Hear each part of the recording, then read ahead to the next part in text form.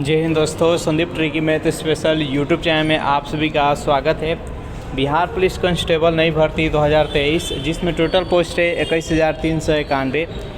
इस पोस्ट के लिए जीके जीएस का 50 अति महत्वपूर्ण प्रश्न देखने वाले हैं और ऐसा ही प्रश्न आपके एग्जाम में भी देखने को मिलेगा। बहुत ही कम समय है, तो जल्दी से इस वीडियो को कंप्लीट देखिए और 50 प्रश्न है जो कि कवर अप कीजिए। तो वीडियो स्टार्ट करते हैं और चलते हैं हम प्रश्न की तरफ। पहला प्रश्न है आपके सामने, बेहद इंपॉर्टेंट प्रश्न है कि सती प्रथा पर पाबंदी किसने लगाई? Warren Hastings, Lord Curzon, William Bentinck और लॉर्ड कैनिंग। बताइए यहाँ पर एक नंबर प्रश्न का सही आंसर क्या है? सती प्रथा पर पाबंदी किसने लगाई थी? तो जो भी कैंडिडेट यहाँ पर ऑप्शन नंबर सी के साथ जा रहे हैं, लॉर्ड विलियम बेंटिंग, बिल्कुल ही सही जवाब है। लॉर्ड विलियम बेंटिंग के द्वारा राजा राम मोहन राय के सहयोग से 1829 ईस्वी में सती प्रथा पर पाबंदी लगाई गई थी। तो जो भी कैंडिडेट यहाँ पर ऑप्शन नंबर सी के साथ जा रहे हैं, बिल्कुल ही सही जवाब है। नेक्स्ट यहाँ पर सेकेंड प्रश्न है आपके सामने, बेहद इंपॉर्टेंट प्रश्न है कि बुद्ध का सर्वोत्तम वर्णन किस रूप में किया जा सकता है? चारों ऑप्शन देख लीजिए और बताइए यहाँ पर सेकेंड प्रश्न का सही आंसर क्या है? बुद्ध का सर्वोत्तम वर्णन किस रूप में किया जा सकता है? तो अनिश्वरवादी। जो भी कैंडिडेट यहाँ पर ऑप्शन नंबर ए के साथ जा रहे हैं, बिल्कुल ही सही जवाब है। नेक्स्ट यहाँ पर तीन प्रश्न है आपके सामने, बेहद इंपॉर्टेंट प्रश्न है कि कलिंग युद्ध किस वर्ष हुआ था? 261 बीसी में, 263 बीसी में, 232 बीसी में और 240 बीसी में। बताइए यहाँ पर तीन प्रश्न का सही आंसर क्या है? बेहद इंपॉर्टेंट प्रश्न है, जल्दी से बताइए तीन प्रश्न का राइट आंसर क्या है?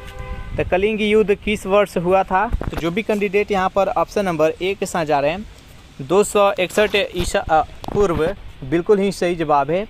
कलिंग युद्ध का वर्णन सम्राट अशोक के द्वारा 14 अभिलेख स्थापित किया गया था, जिसमें कि अभिलेख शिलालेख, उसमें जो 13वां शिलालेख था उस पर कलिंग युद्ध का वर्णन किया गया। यहाँ से प्रश्न ये बनता है कि सम्राट अशोक के द्वारा कौन से शिलालेख पर कलिंग युद्ध का वर्णन किया गया है? तो 13वें, याद रखिएगा। नेक्स्ट यहाँ पर 4 नंबर प्रश्न है कि महाभाष्य के लेखक पतंजलि किसके समकालीन थे? चंद्रगुप्त मौर्य के, अशोक के, पुष्यमित्र शुंग के और चंद्रगुप्त प्रथम के। बताइए यहाँ पर 4 नंबर प्रश्न का सही आंसर क्या है? बेहद इंपॉर्टेंट प्रश्न है, जल्दी से बताइए।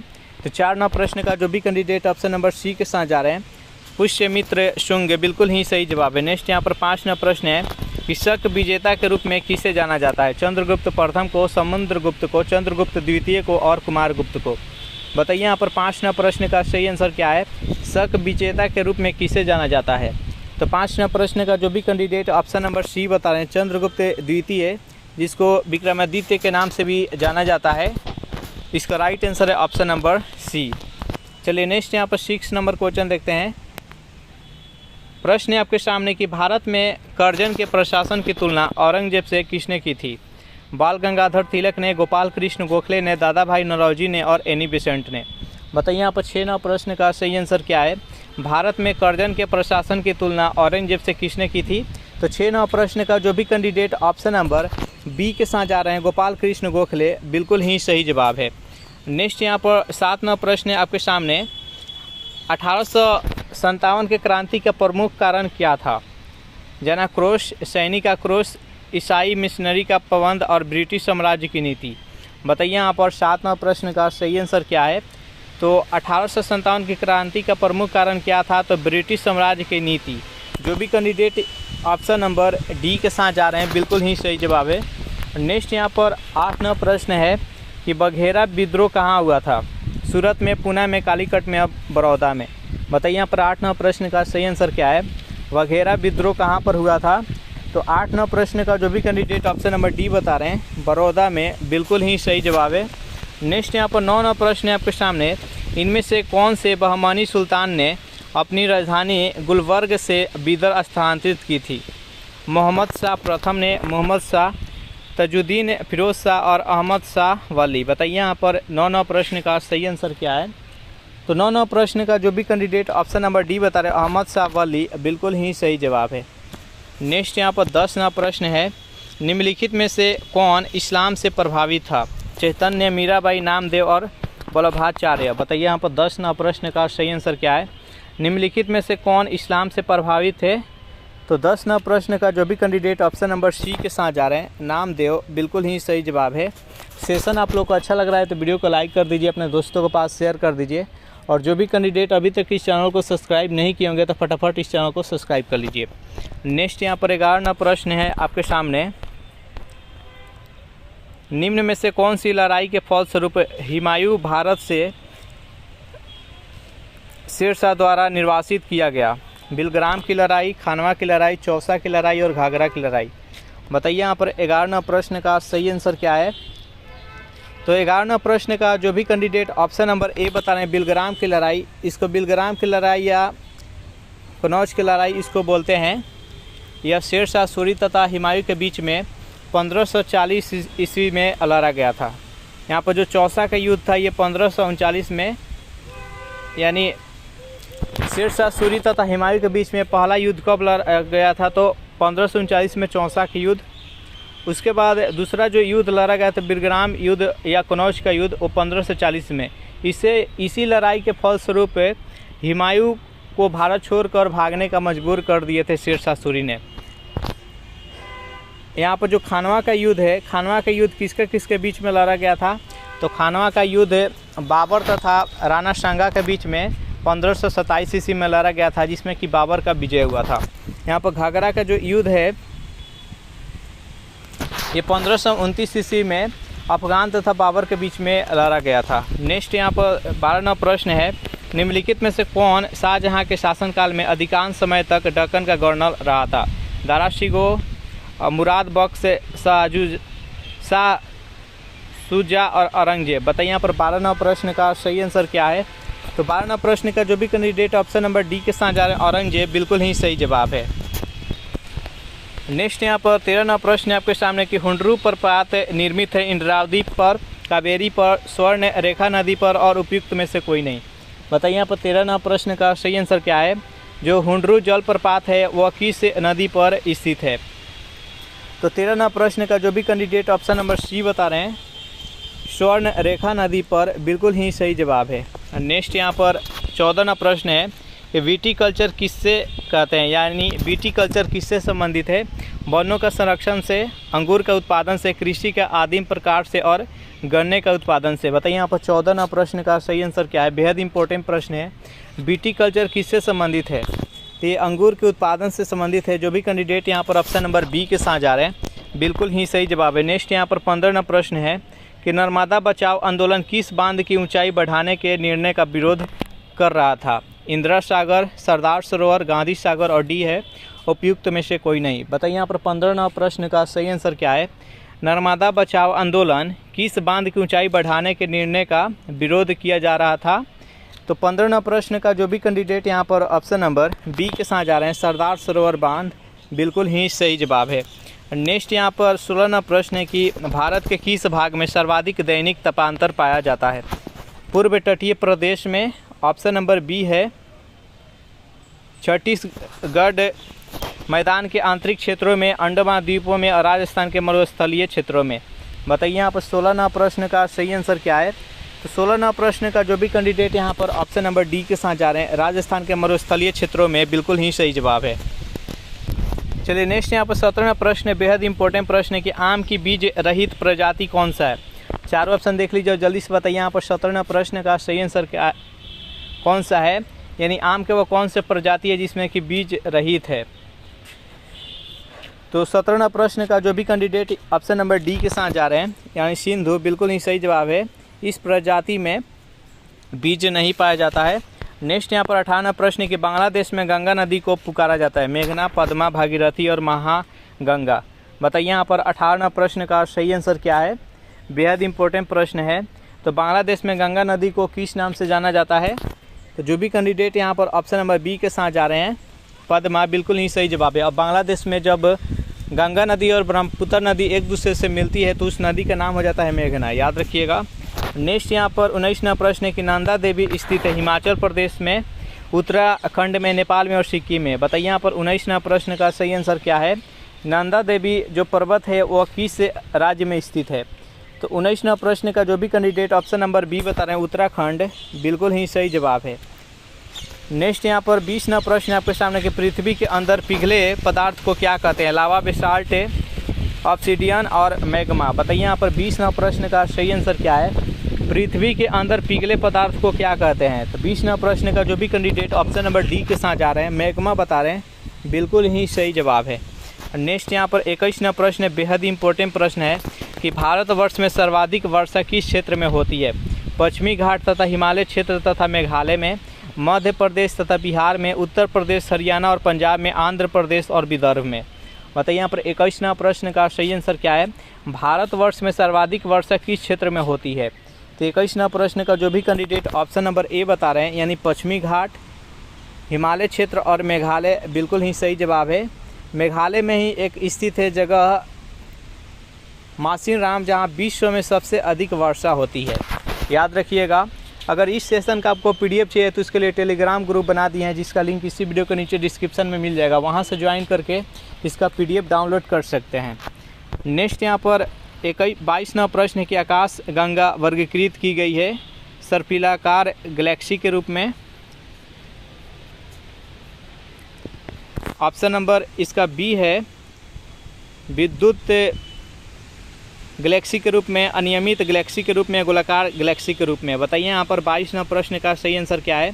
तो जो आकाश गंगा है इसको वर्गीकृत किया गया है सर्पिलाकार गैलेक्सी के रूप में। जो भी कैंडिडेट यहाँ पर ए के साथ जा रहे हैं, बिल्कुल ही सही जवाब है।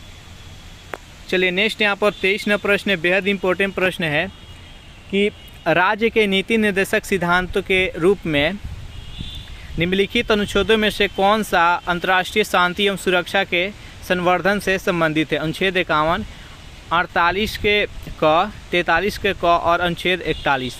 बताइए यहाँ पर 23वां प्रश्न का सही आंसर क्या है? तो 23वां प्रश्न का जो भी कैंडिडेट यहाँ पर ऑप्शन नंबर ए के साथ जा रहे हैं, अनुच्छेद 51, बिल्कुल ही सही जवाब है। जो राज्य के नीति निर्देशक तत्व है, इसका वर्णन संविधान के भाग 4 में किया गया है, जो कि अनुच्छेद 36 से लेकर 51 तक वर्णन किया गया है। नेक्स्ट यहाँ पर 24वां प्रश्न है। प्रश्न है आपके सामने कि 1992 में अयोध्या घटना के पश्चात कुछ प्रदेशों में विधानसभाएं भंग कर दी गई थी। नीचे लिखे प्रदेशों में किसकी विधानसभा भंग की गई थी? उत्तर प्रदेश, मध्य प्रदेश, हिमाचल प्रदेश और बिहार। बताइए यहाँ पर 24वां प्रश्न का सही आंसर क्या है? तो जो भी कैंडिडेट यहाँ पर ऑप्शन नंबर डी के साथ जा रहे हैं, बिहार, बिल्कुल ही सही जवाब है। नेक्स्ट यहाँ पर 25वां प्रश्न है कि संघ लोक सेवा आयोग अपना वार्षिक प्रतिवेदन सौंपता है प्रधानमंत्री को, राष्ट्रपति को, लोकसभा के अध्यक्ष को और गृह मंत्री को। बताइए यहाँ पर 25वां प्रश्न का सही आंसर क्या है? संघ लोक सेवा आयोग अपना वार्षिक प्रतिवेदन किसे सौंपता है? तो 25वां प्रश्न का जो भी कैंडिडेट ऑप्शन नंबर बी के साथ जा रहे हैं, राष्ट्रपति, बिल्कुल ही सही जवाब है। नेक्स्ट यहाँ पर 26वां प्रश्न है कि भारत के संविधान के किस अनुच्छेद में उसके संशोधन की प्रक्रिया के वर्णन किया गया है? अनुच्छेद 348 में, 358, 368, 378। बताइए यहाँ पर 26वां प्रश्न का सही आंसर क्या है? तो संविधान में जो संविधान संशोधन की जो प्रक्रिया है वो अनुच्छेद 368 में है। जो भी कैंडिडेट ऑप्शन नंबर सी के साथ जा रहे हैं, बिल्कुल ही सही जवाब है। नेक्स्ट यहाँ पर 27वां प्रश्न है कि पार्लियामेंट द्वारा वर्ष 1989 में निर्मित कानून के अनुसार एक नागरिक के वयस्क होने के कानूनी आयु क्या है? 23 वर्ष।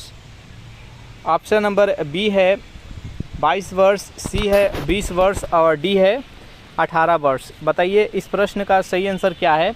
तो 27वां प्रश्न का जो भी कैंडिडेट ऑप्शन नंबर डी के साथ जा रहे हैं, 18 वर्ष, बिल्कुल ही सही जवाब है। और इस वर्ष में इस आयु में ये मत दे सकता है। यही संशोधन किया गया था 1989 ईस्वी में, जो कि संविधान के 61वें संविधान संशोधन कहलाता है। नेक्स्ट यहाँ पर 28वां प्रश्न है कि आयकर विभाग द्वारा जारी पैन कार्ड निम्न में से किस उद्देश्य के लिए प्रयोग नहीं किया जा सकता है? पते का प्रमाण के लिए, पहचान प्रमाण के लिए, पंजीकृत करदाता का प्रमाण के लिए, जन्म तिथि का प्रमाण के लिए। बताइए यहाँ पर 28वां प्रश्न का सही आंसर क्या है? तो जो भी कैंडिडेट यहाँ पर ऑप्शन नंबर ए के साथ जा रहे हैं, पते का प्रमाण के लिए, बिल्कुल ही सही जवाब है। नेक्स्ट यहाँ पर 29वां प्रश्न है कि रेपो रेट विचारणीय होता है मौद्रिक नीति के अंतर्गत, राजकोषीय नीति के अंतर्गत, श्रम नीति के अंतर्गत और जनसंख्या नीति के अंतर्गत। बताइए यहाँ पर 29वां प्रश्न का सही आंसर क्या है? रेपो रेट विचारणीय होता है। तो 29वां प्रश्न का जो भी कैंडिडेट यहाँ पर ऑप्शन नंबर ए के साथ जा रहे हैं, मौद्रिक नीति के अंतर्गत बिल्कुल ही सही जवाब है। एक होता है रेपो रेट और एक होता है रिवर्स रेपो रेट। जिस दर पर आरबीआई जितने भी छोटे बैंक होते हैं जैसे एसबीआई, पीएनबी, उनको जो रेट पर देता है पैसा उसको रेपो रेट कहते हैं, और जो ये छोटे बैंक है आरबीआई को जो देता है पैसा जिस रेट पर देता है उसको रिवर्स रेपो रेट कहा जाता है। नेक्स्ट यहाँ पर 30वां प्रश्न है कि कस्तूरबा गांधी बालिका विद्यालय योजना का आरंभ किस वर्ष किया गया? 2004 में, 5 में, 10 में और 12 में। बताइए यहाँ पर 30वां प्रश्न का सही आंसर क्या है? कस्तूरबा गांधी बालिका विद्यालय योजना आरंभ किस वर्ष किया गया? तो 30वां प्रश्न का जो भी कैंडिडेट ऑप्शन नंबर ए के साथ जा रहे हैं 2004 बता रहे हैं, बिल्कुल ही सही जवाब है। सेशन आप लोग को अच्छा लग रहा है तो जल्दी से वीडियो को लाइक और जितने भी स्टडी ग्रुप में इस वीडियो के लिंक के शेयर करने का प्रयास कीजिएगा। चलिए नेक्स्ट क्वेश्चन देखते हैं। प्रश्न है यहाँ पर 31 नंबर कि अवमूल्यन का अर्थ क्या होता है? मूल्यों में कमी होना, अन्य देशों की मुद्राओं के संदर्भ में मुद्रा मूल्य में कमी होना, मुद्रास्फीति में वृद्धि होना और राष्ट्रीय चरित्र में ह्रास होना। बताइए यहाँ पर 31वां प्रश्न का सही आंसर क्या है? तो अवमूल्यन का जो सही अर्थ क्या होता है? तो अन्य देशों की मुद्राओं के संदर्भ में मुद्रा मूल्य में कमी होना। तो इसका राइट आंसर हो जाएगा ऑप्शन नंबर बी। नेक्स्ट यहाँ पर 32वां प्रश्न है कि भारतीय पर्यटन के स्वर्ण त्रिभुज में सम्मिलित शहर कौन कौन सा है? आगरा, दिल्ली, जयपुर, मथुरा, आगरा, ग्वालियर, आगरा, कानपुर, लखनऊ और कानपुर, लखनऊ, प्रयागराज। बताइए यहाँ पर 32वां प्रश्न का सही आंसर क्या है? तो भारतीय पर्यटन के स्वर्ण त्रिभुज में सम्मिलित कौन कौन सा शहर है? तो 32वां प्रश्न का जो भी कैंडिडेट यहाँ पर ऑप्शन नंबर ए के साथ जा रहे हैं यानी आगरा, दिल्ली और जयपुर, बिल्कुल ही सही जवाब है। नेक्स्ट क्वेश्चन देखते हैं कि सर्वाधिक नगरीकृत महाद्वीप कौन सा है? अफ्रीका, ऑस्ट्रेलिया, उत्तरी अमेरिका और यूरोप। बताइए यहाँ पर 33वां प्रश्न का सही आंसर क्या है? सर्वाधिक नगरीकृत महाद्वीप कौन सा है? तो सबसे अधिक नगर किस महाद्वीप में है?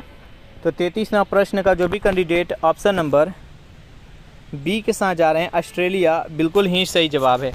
और नेक्स्ट यहाँ पर 34वां प्रश्न आपके सामने बेहद इंपॉर्टेंट प्रश्न है कि शरीर में निम्न में से कौन सा संक्रमण से हमारी रक्षा करता है? आरबीसी करता है कि डब्ल्यूबीसी करता है कि रक्त प्लाज्मा करता है कि हीमोग्लोबिन? बताइए यहाँ पर 34वां प्रश्न का सही आंसर क्या है? शरीर में निम्न में से कौन सा संक्रमण से हमारी रक्षा करता है? तो 34वां प्रश्न का जो भी कैंडिडेट ऑप्शन नंबर बी के साथ जा रहे हैं डब्ल्यूबीसी बता रहे हैं, बिल्कुल ही सही जवाब है। नेक्स्ट यहाँ पर 35वां प्रश्न बेहद इंपॉर्टेंट प्रश्न है। जितने भी प्रश्न कराया जाता है ऐसा ही प्रश्न आपके फाइनल एग्ज़ाम जो कांस्टेबल का होने वाला है उसमें देखने को मिलेगा, तो एक भी प्रश्न मिस नहीं कीजिएगा। और जो भी कैंडिडेट अभी तक इस चैनल को सब्सक्राइब नहीं किए होंगे तो फटाफट चैनल को सब्सक्राइब कर लीजिए। 35वां प्रश्न है कि ऊष्मा की इकाई निम्नलिखित में से कौन सी नहीं है? सेंटीग्रेड, कैलोरी, अर्ग और जूल। बताइए यहाँ पर 35वां प्रश्न का सही आंसर क्या है? तो 35वां प्रश्न का जो भी कैंडिडेट ऑप्शन नंबर ए के साथ जा रहे हैं सेंटीग्रेड बता रहे हैं, बिल्कुल ही सही जवाब है। कैलोरी भी है, अर्ग भी है और जूल, ये तीनों के तीनों ऊष्मा का इकाई है। नेक्स्ट यहाँ पर 36वां प्रश्न है कि निम्न में से किसमें उच्चतम ऊर्जा होती है? नीला प्रकाश में, हरा प्रकाश में, लाल प्रकाश में और पीला प्रकाश में। बताइए यहाँ पर 36वां प्रश्न का सही आंसर क्या है? निम्न में से किस कलर में सबसे अधिक ऊर्जा होती है? तो 36वां प्रश्न का जो भी कैंडिडेट यहाँ पर ऑप्शन नंबर ए बता रहे हैं नीला प्रकाश, बिल्कुल ही सही जवाब है। नेक्स्ट यहाँ पर 37वां प्रश्न है कि पौधों में परागकण कहाँ उत्पादित होता है? जड़ में, पत्ता में, फूल में और तना में। बताइए यहाँ पर 37वां प्रश्न का सही आंसर क्या है? पौधे में परागकण कहाँ उत्पादित होता है? तो फूल में होता है। जो भी कैंडिडेट यहाँ पर ऑप्शन नंबर सी के साथ जा रहे हैं, बिल्कुल ही सही जवाब है। नेक्स्ट यहाँ पर 38वां प्रश्न है कि प्रस्रव्य वे ध्वनियाँ हैं जिसकी आवृत्ति होती है। एक होता है प्रस्रव्य ध्वनि, एक होता है अश्रव्य और एक होता है श्रव्य। तो यहाँ पर पूछा गया है प्रस्रव्य वे ध्वनियाँ होती है जिनकी आवृत्ति होती है, कितना आवृत्ति होती है? तो 38वां प्रश्न का जो भी कैंडिडेट यहाँ पर ए बता रहे हैं 20,000 हर्ट्ज से अधिक, बिल्कुल ही सही जवाब है। प्रस्रव्य ध्वनि कौन सी जीव जंतु सुनता है? तो चमगादड़ जो होती है वह प्रस्रव्य ध्वनि सुनती है। उसके बाद से जो श्रव्य ध्वनि होता है वह मनुष्य सुनता है जिसका आवृत्ति मान होता है 20 हर्ट्ज से लेकर 20,000 हर्ट्ज के मध्य रहता है इसका आवृत्ति। और जो होता है अश्रव्य ध्वनि जिसको गेंडा या बोले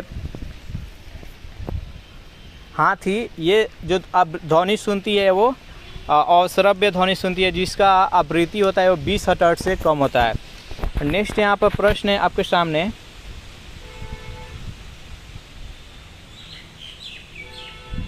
बेहद इम्पोर्टेंट प्रश्न है कि जब बर्फ़ के दो घनों को एक दूसरे के ऊपर दबाया जाता है तो वह जुड़कर एक घन बन जाते हैं, इसका क्या कारण है? चारों ऑप्शन देख लीजिए और जल्दी से बताइए यहाँ पर 39वां प्रश्न का सही आंसर क्या है। तो जो भी कैंडिडेट यहाँ पर ऑप्शन नंबर सी के साथ जा रहे हैं, हाइड्रोजन अबंध की रचना होना, बिल्कुल ही सही जवाब है। 40वां प्रश्न है आपके सामने कि गुरुत्वीय विभव का मान होता है सदैव धनात्मक, सदैव ऋणात्मक, धनात्मक अथवा ऋणात्मक, और डी है सदैव शून्य। बताइए यहाँ पर 40वां प्रश्न का सही आंसर क्या है। तो गुरुत्वीय विभव का मान होता है धनात्मक अथवा ऋणात्मक, दोनों हो सकता है। जो भी कैंडिडेट यहाँ पर ऑप्शन नंबर सी के साथ जा रहे हैं, बिल्कुल ही सही जवाब है। नेक्स्ट यहाँ पर 41वां प्रश्न है आपके सामने कि आर्किमिडीज के सिद्धांत के अनुसार किसी पिंड को किसी द्रव में डुबाए जाने पर उसके भार में होने वाली कमी निर्भर करती है पिंड के भार पर, पिंड के घनत्व पर, विस्थापित द्रव के भार पर, और डी है उपयुक्त में से कोई नहीं। बताइए यहाँ पर 41वां प्रश्न का सही आंसर क्या है। तो 41वां प्रश्न का जो भी कैंडिडेट ऑप्शन नंबर सी के साथ जा रहे हैं, विस्थापित द्रव के भार पर, बिल्कुल ही सही जवाब है। नेक्स्ट यहाँ पर 42वां प्रश्न है कि गैस इंजन की खोज किसने की थी। डीजल ने, डेवी ने, डेमलर ने और चार्ल्स ने। बताइए यहाँ पर 42वां प्रश्न का सही आंसर क्या है। गैस इंजन की खोज किसने की। तो 42वां प्रश्न का जो भी कैंडिडेट ऑप्शन नंबर सी के साथ जा रहे हैं, डेवी ने, बिल्कुल ही सही जवाब है। नेक्स्ट यहाँ पर 43वां प्रश्न आपके सामने, बेहद इंपॉर्टेंट प्रश्न है कि निम्नलिखित में से कौन सा एक रासायनिक परिवर्तन है। वाष्पीकरण, अवक्षेपण, द्रवण और ऑक्सीकरण। बताइए यहाँ पर 43वां प्रश्न का सही आंसर क्या है। इनमें से किसे रासायनिक परिवर्तन के अंतर्गत रखा जाता है। तो ऑक्सीकरण को। जो भी कैंडिडेट यहाँ पर ऑप्शन नंबर डी के साथ जा रहे हैं, बिल्कुल ही सही जवाब है। चलिए नेक्स्ट यहाँ पर प्रश्न है 44 नंबर कि अति चालकता किस तापमान पर अत्यधिक आर्थिक महत्व की हो सकती है, जिससे लाखों रुपए की बचत होती है। अत्यंत कम तापमान पर, उस तापमान पर जिस पर अर्धचालक हो जाता है, और सी है सामान्य तापमान पर, और डी है अत्यधिक ऊंचे तापमान पर। बताइए यहाँ पर 44वां प्रश्न का सही आंसर क्या है। अति चालकता किस तापमान पर अत्यधिक आर्थिक महत्व की हो सकती है, जिससे लाखों रुपए की बचत होगा। तो 44वां प्रश्न का जो भी कैंडिडेट यहाँ पर सी बता रहे हैं, सामान्य तापमान पर। जो भी कैंडिडेट यहाँ पर ऑप्शन नंबर सी के साथ जा रहे हैं, बिल्कुल ही सही जवाब है। 45वां प्रश्न आपके सामने, बेहद इंपॉर्टेंट प्रश्न है कि RH कारक का नाम संबंधित एक प्रकार के कपी से, मानव से, बंदर से और चूहा से। बताइए यहाँ पर 45वां प्रश्न का सही आंसर क्या है। तो RH कारक का नाम जो संबंधित है, ये बंदर से है। जो भी कैंडिडेट यहाँ पर ऑप्शन नंबर सी के साथ जा रहे हैं, बिल्कुल ही सही जवाब है। नेक्स्ट यहाँ पर 46वां प्रश्न है कि विकिरण पायरोमीटर से कितना तापमान नापा जा सकता है। 100 से लेकर 200 डिग्री सेल्सियस तक, 100 डिग्री सेल्सियस तक, 250 से लेकर 500 डिग्री सेल्सियस तक, और 500 डिग्री सेल्सियस से ऊपर। बताइए यहाँ पर 46वां प्रश्न का सही आंसर क्या है। विकिरण पायरोमीटर से कितना तापमान तक अधिकतर मापा जा सकता है। तो 46वां प्रश्न का जो भी कैंडिडेट यहाँ पर डी बता रहे हैं, यानी 500 डिग्री सेल्सियस तापमान से अधिक मापा जा सकता है। तो जो भी कैंडिडेट यहाँ पर ऑप्शन नंबर डी के साथ जा रहे हैं, बिल्कुल ही सही जवाब है। नेक्स्ट यहाँ पर 47वां प्रश्न है कि निम्न में से कौन सा मिलान गलत है। ऑस्ट्रेलियन ओपन जनवरी में होता है, फ्रेंच ओपन मई जून में होता है, विंबलडन जून जुलाई में, और US ओपन अक्टूबर नवंबर में। बताइए इनमें से कौन सा मिलान गलत है।